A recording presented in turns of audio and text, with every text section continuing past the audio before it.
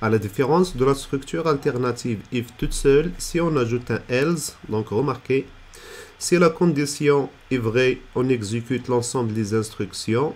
Sinon, c'est-à-dire si la condition n'est pas vérifiée, on fait autres instructions. Et je tiens à préciser encore que l'usage des accolades est important lorsqu'on a plusieurs instructions dans les blocs if ou bien else. Sinon, si on n'a qu'une seule instruction, on peut avoir cette syntaxe if c'est condition. S'il est vérifié, on fait l'instruction 1, tout court, point virgule, else, instruction 2, tout court.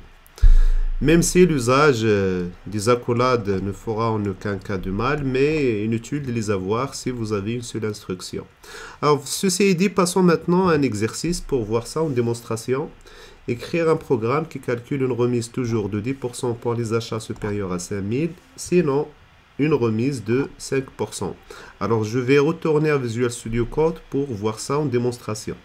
Alors, dans l'exercice précédent, on a vu qu'on applique une remise de je change à 10 pour les montants supérieurs à 5000 et en plus, on ajoute un bon d'achat de 100 dirhams. Donc, je vais l'effacer. Voilà. Alors, si le montant est supérieur à 5000 dirhams, j'ajoute une remise de 10%. Donc, et sinon, je fais ici else. Voilà. J'ouvre les accolades. Montant reçoit.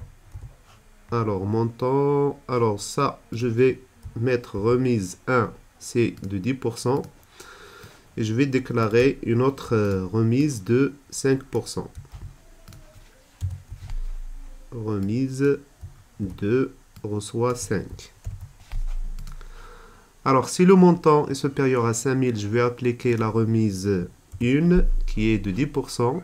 Sinon, c'est-à-dire else, je vais appliquer la remise 2 qui est équivalent à 5%. Alors, j'efface ceci et je vais copier. Alors, le montant après remise, je peux même afficher quelle remise, de quelle remise il s'agit. Donc là, on parle de la remise 1. Donc, je vais utiliser pourcentage i, puisque c'est un entier. Et j'affiche ici, donc, remise 1. Ensuite, passer à montant. Voilà.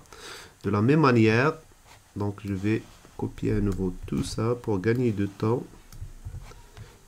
Donc, le montant après remise de pourcentage i, donc il s'agit ici de remise 2. Voilà. Maintenant, je sauvegarde, j'efface le terminal, j'exécute. Alors, le montant après remise de 10% est 6912, puisque le montant ici est défini à 7680. Alors, pour afficher % ici dans le terminal, donc il se fait d'utiliser pourcentage 2 fois.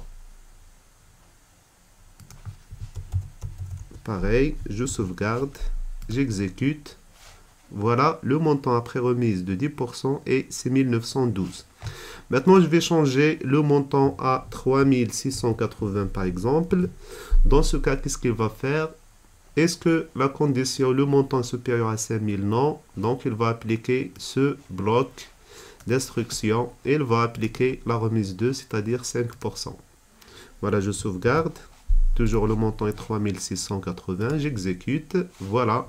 Le montant après remise de 5% est de 3496. Voilà, avec ça, on arrive à la fin de ce tutoriel dédié à l'instruction alternative if-else. Je vous donne rendez-vous dans un prochain tutoriel pour discuter les si imbriqués ou bien les if-else, if-else, if-else, if un certain nombre de fois. Donc, c'est ce qu'on verra dans le prochain tutoriel.